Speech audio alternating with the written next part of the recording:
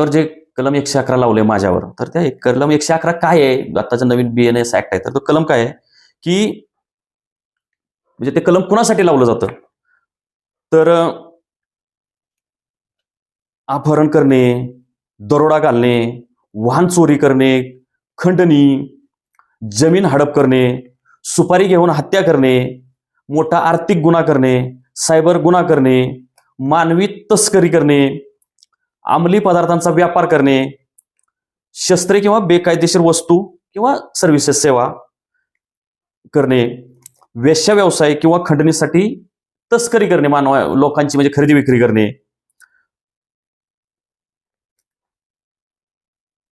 तर अशा पद्धतीचे बेकायदेशीर कृत्य निरंतरपणे करत राहणे. तर हे निरंतरपणे संघटितपणे म्हणजे एकापेक्षा जास्त लोकांनी एकत्रित मिळून अशा पद्धतीचे जे आता मी हे भयानक गुन्हे सांगितले, असे गुन्हे करणाऱ्या लोकांच्या विरोधात कलम 111 लावलं जातं. ते कलम आम्हाला लावले. म्हणजे बघा, मी निरंतरपणे दररोज दैनंदिन काय करत असतो, तर व्हिडिओ बनवत असतो, वाचन करत असतो, लिखाण करत असतो, बातम्या करत असतो, वेगवेगळ्या राजकीय लोकांना, अगदी भाजपपासून सगळ्याच किंवा अधिकाऱ्यांना भेटत असतो वगैरे. हे माझं दैनंदिन जीवन आहे.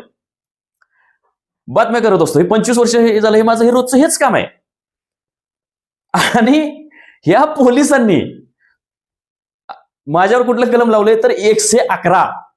मी अठ्ठल गुन्हेगार आहे. संघटितपणे खंडणी, दरोडे घालतो, लोकांचे अपहरण करतो, जमिनी बळकावतो, असलं कलम माझ्यावर लावलंय. मलाच ते हसू येत होतं आणि अजूनही हसायला येतंय सांगताना. तर न्यायालयाने म्हणजे कान उपटले त्यांचे. न्यायालयाने असं म्हटलंय त्याच्यामध्ये की, आणि न्यायालयाने अतिशय भयानक असं म्हटलंय पुढं, म्हणजे लाज काढली पोलिसांची. न्यायालय असं म्हणतंय, हे 111 कलम लावताना परिच्छेद क्रमांक 14 मध्ये न्यायालयाने असं म्हटलेलं आहे, it seems that it has been invoked without application of mind. म्हणजे हे 111 कलम लावताना डोक्याचा वापर केलेला नाही. म्हणजे हे कुणासाठी ही चपराक आहे, तर पोलिसांसाठी.